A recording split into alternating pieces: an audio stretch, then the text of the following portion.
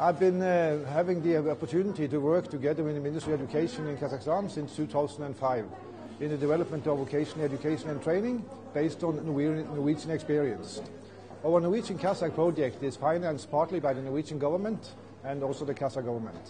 And the development has been tremendous during these years here in Kazakhstan. We have been working with the structure of vocational education, especially with the structure of cooperation between companies and the educational bodies and upgrading of standards. We have been testing out a lot of results, especially in the East Kazakhstan region and the Pavlodar region, where the results are really very good. It shows when the people has very much more practice in the companies and the companies take part in the development of the curricula, the results are excellent. I also been impressed during these years about the great resources I see in the regional colleges in Kazakhstan.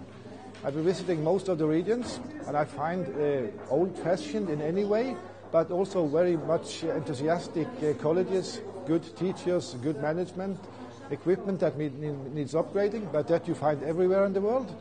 And I'm very happy to see that the fast development has been taking place during these last years when I've been here. I would think that it's only a matter of time before Kazakhstan has a really international standard in vocational education and training.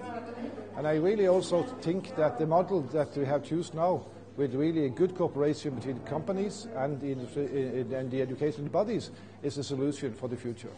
It is a model that is known from before in Kazakhstan, and I think we should build on traditions and make a Kazakh education that is built on Kazakh history and traditions and for the future. So I congratulate the Ministry of Education with this forum today, the jubileum of Kazakhstan and the great result achieved so far. And I'm looking forward to work here in the many years to come in cooperation of both vocational education and training.